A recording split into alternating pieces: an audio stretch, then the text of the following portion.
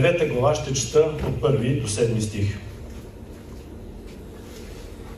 И когато минаваше, видя един сляпо роден човек. И учениците му го попитаха: Учителю, поради чий грях, негов или на родителите му, той се е родил сляп? Исус отговори: нито поради негов грях, нито на родителите му, но за да се изявят в него Божиите дела. Ние трябва да вършим делата на този, който ме е пратил, докато е ден. Идва нощ, когато никой не може да работи. Докато съм в света, аз съм светлината на света. Като каза това, плю на земята, направи кал с плюнката, намаза с кълта очите му и му каза: иди, умий се в къпалнята Силоам, което значи пратен. И така той отиде, уми се и си дойде от дома прогледнал. Да кажем заедно амин. Едва ли има човек, който да не знае за тази история, но чрез Божия дух тази сутрин искам да говоря Словото, което Той е вложил, и вярвам да дойде ново откровение и Словото да работи за нас. В проповедта казах, че неравен старт. Какво означава този неравен старт? Библията ни казва, че този човек беше сляпо роден. От раждането си никой не беше виждал светлина. Всички други хора, много от другите хора, раждат се, могат да гледат, могат да видят красотата на живота, светлината, всичко около себе си, да работят, да имат различен живот, но неговия старт е бил различен. Това не е се случило поради злополука, не се е случило в процес, примерно да е гледал за известно време, а от самото му раждане той никога не е виждал светлина. Така че неравен старт. Не може да живее, не може да общува, не може да има живота, който имат нормалните хора. Така в интернет ми попадна един пример, който ми помогна.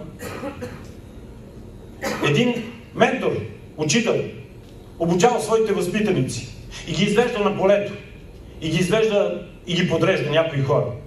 И ги нарежда всички тия хора на една редичка. Може на някой, да е попадал. Обръща се към тия млади хора, които ги обучава, и казва: тези, които имате в семейството двама родители, направете 2 крачки напред. И те излязоха 2 напред. След това, всеки от вас, който е бил в добро училище и е имал добро образование, направете пак 2 крачки напред. И те направиха. Някои остават, защото нямат такова образование. Някои остават още на първата редица, защото нямат такива родители. Може би единия се разве, единия останал. И така, казва: направете още 2 крачки, ако сте имали до вас винаги силна опора, силни приятели, които да ви помогат. И отново някои хора са направили 2 крачки напред. Някои си останаха на място. И така може да видим, може да има някой на стартовата линия, може да има някой на втората група, може да има някой на третата група, добро образование, а може някой на 4-та група. И той, ментора, се обръща и казва: искам да погледнете сега, че ваш живота ви е дал старт, който сте започнали там, където са завършили вашите родители. Но има някои, и на първата редица имаше хора, които не направиха нито една крачка. Те си останаха на мястото. Те нямаха 2 родители, а примерно има 1 родител и не успял да им даде всичко, което е необходимо за живота. Следващите не са имали образование добро. След това не са имали опора и приятели, които да им дадат силно рамо до тях. Така че казва: забележете, че в живота има неравен старт. И истината беше, че уния момчета, които бяха на стартовата линия и не бяха направили нито крачка напред, в самия смисъл, в реалността, ако те са започнали заедно, израза, който използваше този ментор, казва: ако бяха наравно с вас, биха ви издухали. Което е тази сутрин. Биха ви оставили някъде назад, защото имат твърде много мощ и сила. Обаче те имат неравен старт. Кой разбира Словото тази сутрин? В живота има неравен старт, хора. Ние много ни се иска живота да е еднакъв с всички. възможностите да са еднакви за всички. Но това е реалността.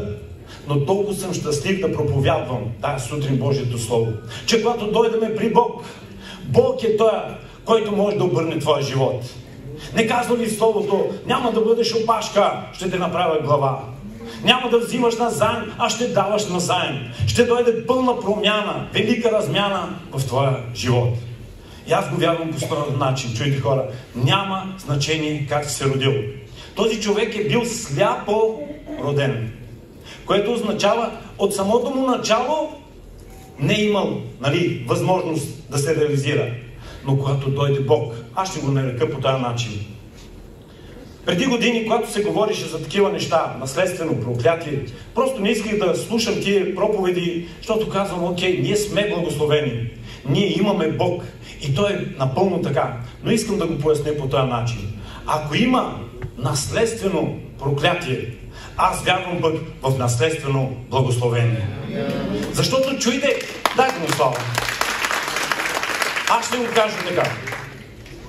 За да питат Исус учениците, поради чий грях, забележете сега, е сляпо роден. С други думи, баба, дядо, прабаба, някой нещо по пътя се е случило и сега към него има наследствено. Тук ли сте? И ако хора по тогавашно време са говорили и са вярвали и знаят, че има такова предаване, аз пък вярвам, че когато дойде Бог в твоя живот, Той слага едно ново начало. Той е алфа и омега. Той е първия и последния. Той може да сложи край на бедите, край на бедността, край на болестта, край на проклятието и може да сложи ново начало и да дойде благословение в твоя живот. Алелуя! Алелуя! Само с това, ако си отидеш, целият ти живот може да бъде променен. Исус е начинателя и усъвършителя на нашата вяра. Затова, когато разговарят с Исус, толкова ми хареса отговора на Исус. Поради ничий грях. Те търсят причина, нали? Обаче казва: поради ничий грях. Но за да се явят Божиите дела. Друг превод казва: за да се яви Божията слава. О, това вече е различно. Защо? Ако си имал въпроси, поглеждаш живота си, бедствия, трудности, неща, казва: защо аз, Господи? Защо на мен? Защо на моите деца? Защо на моето семейство? Защо точно аз съм на това място? Защо точно аз боледувам? Чуйте, тая болест не е за нищо друго. Това място не е за нищо друго, но за да яви Бог славата си. Чуйте, когато ние сме в невъзможност, това е място за Исус. Да покаже славата си. Да покаже кой е Той, какво има, какво може. Циганската дума много ми харесва, нали? Да покаже, че Той е барвало. Че Той е славен, е на български, нали? Ама циганската дума, Гошо трябва да ми помага. Барвало. Чуйте, ако никой не си в нужда, замислял ли се как ще видим чудесата на Бога? Ако всичко е окей, снабдени нужди, здрав си, благословен си, финансово, както искаш, семейно, как ще видиш Божията слава? Но има такива моменти в живота, където Той ще демонстрира себе си. Всички ще видят колко велик и мощен и славен е Бога, който ти имаш. Халелуя! Халелуя! Виждаме третото нещо. Исус отива при този човек. Толкова е хубаво това. Вижте, Той ни намери. Той ни потърси. Това не е случая, помните, нали, който Вартимей, примерно, ще дам съпоставка. Вартимей викаше след Исус: смили се, сине Давидов, за мене. И ето го, Исус се спря от вика на този човек. Тук е толкова вълнуващо, че Исус отиде при него. Алелуя! Знаеш ли, не ние го потърсихме, Той ни намери нас. Той дойде при нас. Той дойде, за да обърне целия ни живот. Той ни намери там, където бяхме, в нашата компания, в нашето минало, в нашите провали, в нашите беди, в нашата тъмнина. Той дойде, за да ни даде светлината. Следващото Библията казва: направи кал, намаза очите му и каза: иди и се умий в капалнята Силам и ще прогледаш. Тук искам да говоря за символите. нали, това, което се случва, да плюе на земята, да направи кал, не изглежда тази толкова красива гледка. Но нека да видим символично. Какво е слюнката? Слюнката номер 1 е Божието Слово. Без слюнка не може да говорим. И слюнката също говори за интимност. Нали? Говори за близко взаимоотношение. Когато целуваш някой, когато поздравяваш някой, говори за твоите близки хора, за твоята интимност. И аз тази сутрин искам да говоря за тия две неща. Първото нещо, което му даде, е Божието Слово. Чуйте, какво му даде? Иди, умий се и ще прогледаш. Божието Слово е живо и деятелно. Божието Слово никога не се връща празно, но ще извърши Божията воля и ще благоуспее. Казва, небето, земята ще преминат, но моите думи никой няма. Това, което имаме в живота ни, чуйте тази сутрин, толкова е окуражаващо. Ние сме дошли, защото вярваме Словото, което ще чуеме. Ще попадне в сърцата ни. Е Бого вдъхновено. И има силата да трансформира нашия живот. Да ни промени завинаги. Не е просто добра история. Не е просто защото е неделя и много хора са на църква. Но Словото започва да действа. Има 4 неща, които са толкова важни. Да чуеш Божието Слово. Да повярваш. Да вярваш, че това Слово ще работи. Да се покориш. Номер 3. И да действаш. Да действаш според това Слово. Така че тази сутрин отвори сърцето си за Божието Слово. Това, което ще получиш, може би ти си дошъл за чудо, а получаваш Слово. Може би ти имаш нужда, а получаваш Слово. Искам да ти кажа, достатъчно е. Хвани го. Повярвай го. Покори се, но и действай. Прави крачки на вяра. Искам да кажа няколко думи за интимност. Бог иска да се приближиш при Него. За Бог не е проблем да направи чудото в твоя живот. Но Той иска първо теб. Иска взаимоотношението ти. Иска тебе самия. Ние се изразяваме много често, нали? Хората търсят Бог. Ръката Му, не търсят лицето Му. Повечето пъти в Библията Бог казва, търсете лицето Му. Търсете Него самия. И когато търсиш царството, търсиш Него, личността, заедно с Него ти получаваш всичко. Казва, всичко друго ще ви се прибави. Всяка твоя нужда, духовна, материална, физическа, ще бъде снабдена. И следващото нещо, което искам да спомена също е, Исус направи кал и намаза очите. Има няколко вида слепота. Духовна слепота, религиозна слепота и физическа слепота. Духовно слепи са хората, които не познават Бог. И Бог трябва да отвори очите им, за да го познаят. За да видят, че не е религия, а е живот.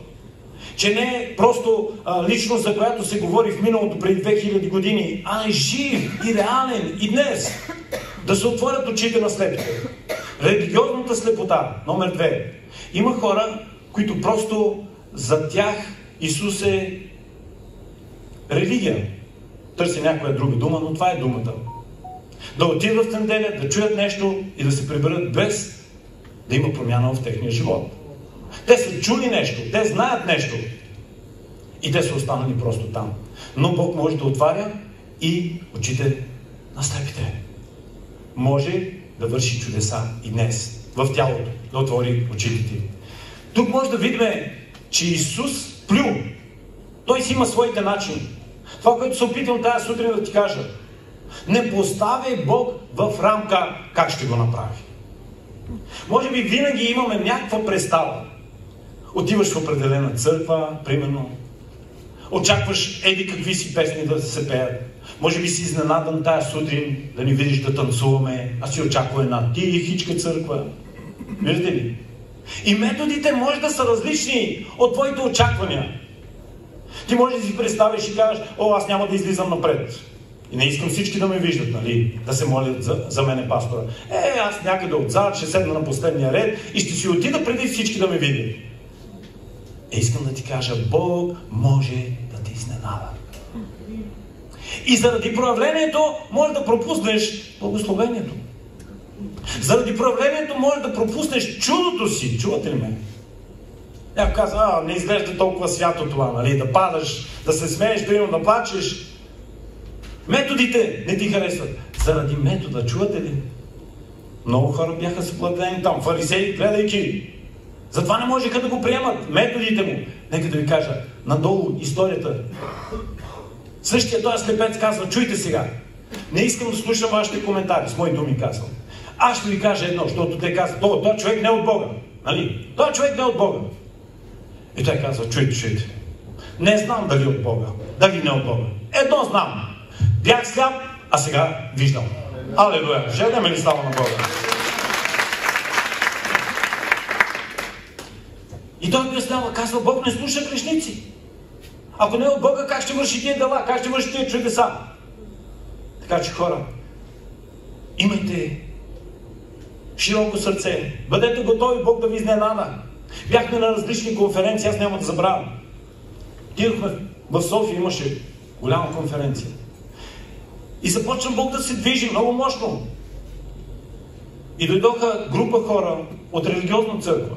И като видяха нещата, които се случват вътре, не бяха готови за тях. Изправи се техния пастор, ама гледаха така, разбирате ли? Как ще се движи Бог? Нали разбирате? Бог действа чрез вяра. И той направи така с ръка на всички в неговата група, там колко души бяха, и излязоха. Затова ти казвам, помните Бог да казва, нали, на Нееман, иди, потопи се в реката Йордан 7 пъти и ще оздравееш. Нееман пропусна чудото си. Или щеше, нека да го кажем, щеше да пропусне. Не искам да се потапям, защото си има свои представи. Как? Какво? Тая река е мръсна. Това е нечисто, не го разбирам. Ама имаше някой мъдър да му каже, какво ти пречи? Какво ти пречи? Какво ще изпуснеш? И тази сутрин, нека се покориме на Божието Слово. Алелуя! Да вярваме и да не слагаме Бог в рамки, защото Бог е велик, твърде голям и Той ще се движи така, както Той иска. Понякога като Вартимей може на часа да те изцеля, понякога може да има процес и ти ще трябва да се довериш и да го направиш така, както Бог го е казал. Някой да каже амин. Иди в капалнята. Тук говорим за процес. Нали разбирате, че този човек можеше да се разочарова? Той човек дойде с вяра, примерно, той е чувал, нали, за изцеление, за чудеса. И може би като Вартимей си казва, сега като Вартимей ще получа моето чудо. Вид казва в един от псалмите, ако не бих повярвал, че ще видя благостите Господни в земята на живите, съвсем бих премалял. Аз знам, че има хора, когато нещата не вървят тук, в този живот, си кажеш, има някои неща, които трябва да ги приемаме, но тази сутрин чрез Божия дух искам да те разтърся. Искам да променя мисленето ти и да ти кажа, защото хората казват, аз така сляпо съм роден.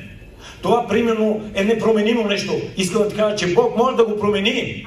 Всичко е възможно за този, който вярва. Когато сложиш вярата си, че тук Исус проповядваше за Божието царство. И казва, Божието царство е сред вас и е вече дошло. А някои хора живеят с мисълта и казват, ще страдам на този живот, ще имам трудности и сълзи в този живот, но в другото царство, нали, там е правда, мир, радост във вечността. Това, което тая сутрин ти проповядвам. Давид, чрез Словото, 27 псалом казва, ако не бях с надежда тук, в земята на живите, че ще видя какво? Благостите. Кажи с мен, благостите. Знаеш ли кой е благостта? Добрината на Бог. Благостта на Бог ще я видя тук. Да, на небето ще я видим, защото ще бъдем във вечността. Но още от тук започва царството. В момента, в който го приемеш, проклятието е разчупено. Правда идва към тебе, мир идва към тебе, радост идва към тебе, свобода идва към тебе, снабдяване идва към тебе, отворено небе идва към тебе. Благословения идват към тебе. Аз вярвам, че ще видя благостите тук, в земята на живите. Вярвам, тук има хора, нали? Няма да си отидеш разочарован от този живот. Няма да си отидеш с сълзи от този живот. Исус дойде да имаш изобилен живот. Да ти покаже благостта си, колко благ е, колко добър Бог е в земята на живите. На Авраам, помните, Бог му казва, излез от отечеството, от рода, от бащиния дом, иди в земята, която ще ти. Забележете, не го вижда, но вярва. Не му показа, нали? Защото ако го видиш, не е вяра. Иди в земята, която ще ти покажа. С други думи, с вярване ходим, а не с виждане. Прави смели крачки на вяра. И ще повтарям, моето чудо е там пред мен. Моето чудо, моето благословение е там. И Словото, което Бог е изговорил, повтаряй си го, то ще се случи. Неговите думи никога няма да преминат. Алелуя! Четеме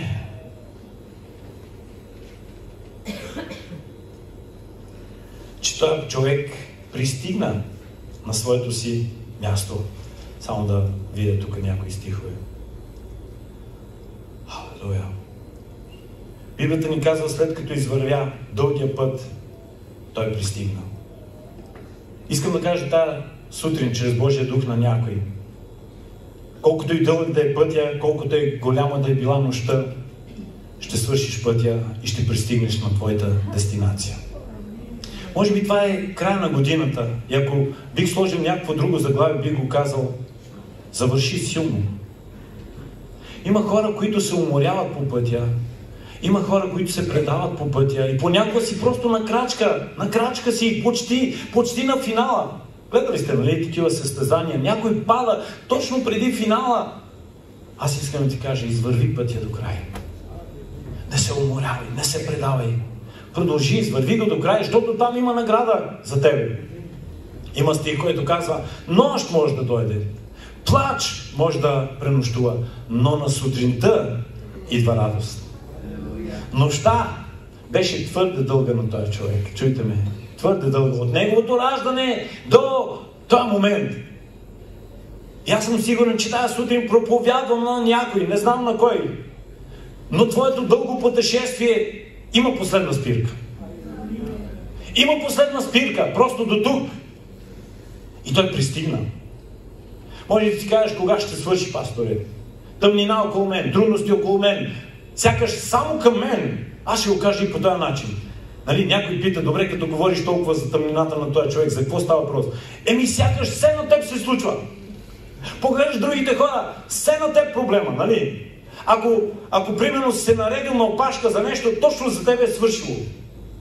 Ако нещо си искал да купиш, нали, примерно тая къща, точно преди тебе някой е взел. Ако тая работа е приготвена била за тебе, искал си да я започнеш, точно при тебе нещата. Точно когато си решил да заминеш някъде, точно за тебе. Сякаш всичко назад и назад върви. Разбирате ме тази сутрин. Но това, което се случва, има велика размяна. Халелуя!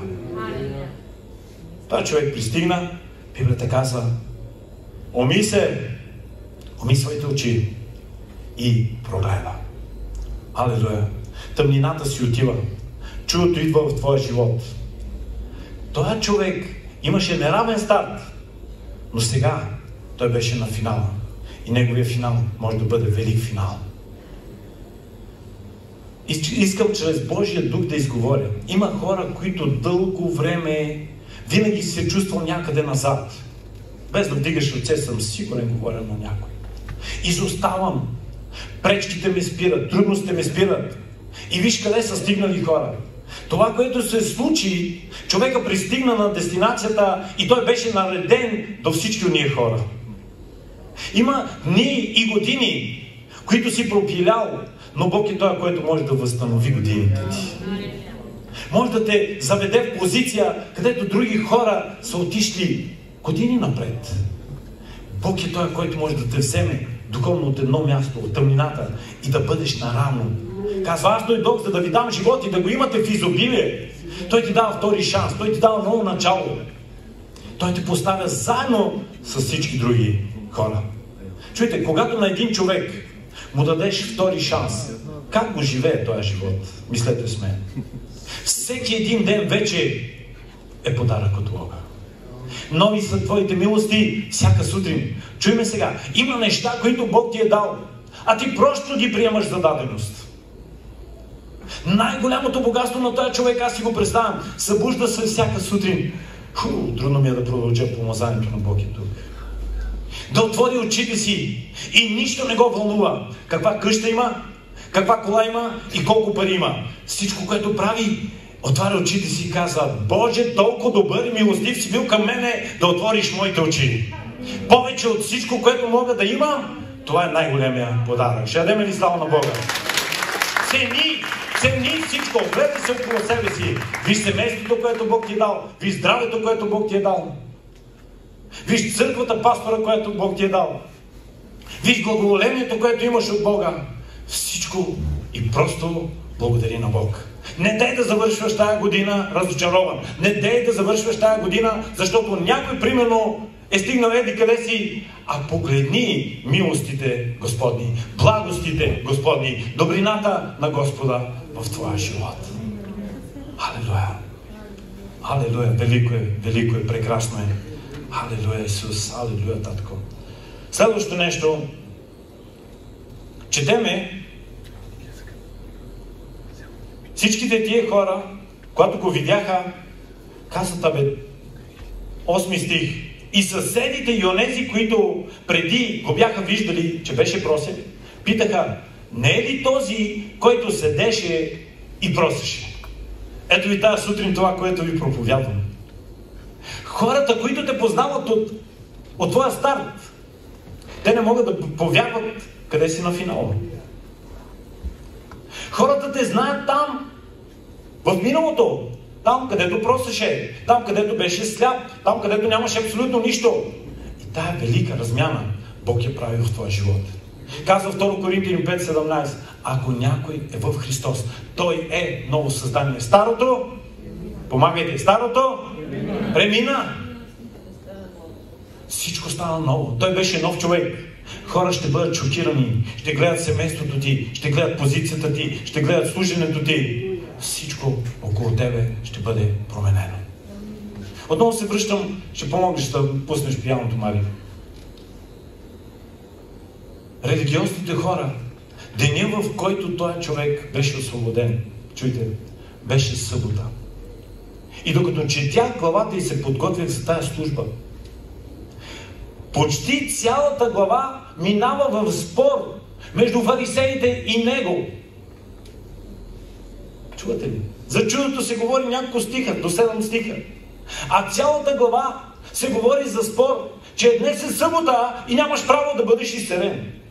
Разбирате ли какво прави религията? Религията казва: остани си сляп, остани си там на същото място, остани си така, както си роден. Но Исус дойде не да ни даде религия. Исус дойде, за да ни даде изобилен живот. Алелуя! Правете разлика между тия две неща. Не искаме, никога не сме искали да имаме просто религиозни хора, които идват в неделя на църква. Искаме да имаме хора, които са преживяли Божията сила. Хора, които Исус е реален, жив вътре в сърцето им. И това да промени всичко в тях, но и всичко и около тях. Последното, което искам да кажа тази сутрин. Исус отива, намира този човек и това е в 9 глава 35 стих. Религиозните хора го изпъдили. 35 стих. Исус чу, че го изпъдили навън и като го намери му каза: а ти вярваш ли в Божия син? Аз бих казал същите думи тая сутрин. А ти вярваш ли в Божия син? Ти вярваш ли в Божия син? Ти вярваш ли в Божия син? Хората, които ни гледате онлайн, ти вярваш ли в Божия син? А той отговори: а кой е той, Господи, за да вярвам в Него? Не съм виждал това. И на вас искам да ви го отворя. Понеже бяха очите слепи, човека преживя чудо, но не познава Исус. Вау! Възможно ли е Бог да е правил велики неща за теб, а ти даже да не го познаваш? Рама Сакая. Аз ще ти кажа: да, възможно е. Библията казва: слънцето грее за злите и за добрите. Само че има една голяма разлика. Невярващите получават от милостта и от благодатта на Бог. А вярващите хора получават от завета с Бог. И поглеждаш, примерно, някой и казва, как може Бог да прави? Виж живота му, виж къде е този човек. Нека ти кажа, неговата голяма благодат и милост просто го направи. Не си познавал Бог, но Бог те отпази, когато си бил на косъм от катастрофа. Не си бил посветен в църква, но Бог е бил с тебе в операционната зала. Не си познавал, даже не си се помолил и Бог е спасил брака ти, когато щеше да бъде разбит и дявол е искал да спре вашето взаимоотношение. Аз го наричам това благодат. Благодат означава незаслужена милост. Просто свързвам нещата и казвам, Господи, как е възможно? Ти отвори очите му, направи нещо, което всичките му пари, роднини и лекари не могат да направят, а той даже не го познава. Исус го пита, чуйте, за да може да му се открие сега от другата страна. Аз искам да помогна на някой. Чуй ме. Има хора, които когато получават нещата повече, всичко е свършило до тук. Те могат да си живеят вече нов живот без Бог. Това, което искам да ти помогна е, че може да имаш нов живот, но с Бог. Нов живот, но с Бог. Успеха, чуйте, защо Бог ти отвори очите, за да бъдеш с Него? Защо Бог ти дава семейство, нов живот, всичко, което ти дава, заобикаляте, дава ти възможност да работиш, дава ти възможност, благославяте, за да можеш да го имаш в живота. И ето го, Исус казва, и си го видял, 37 стих, и си го видял, и който говори с тебе, той е. А човека каза, вярвам, Господи, и му се поклони. Това е добър завършик тази сутрин. Това е добър край тази сутрин. Чуйте, освен, нали, да получиш, аз знам една голяма група хора, сега настроени празнично, украсени домове, елхи. Знам, че всеки по някакъв начин ще получи, но колко ще бъдат от хората да кажат, вярвам, Господи, и да се поклонят на това голямо нещо, което направи Исус. Бог с нас. Да бъде вече Бог в живота ти. Да бъде цар, да бъде твой татко, да управлява живота ти и да царува в живота ти. Алелуя!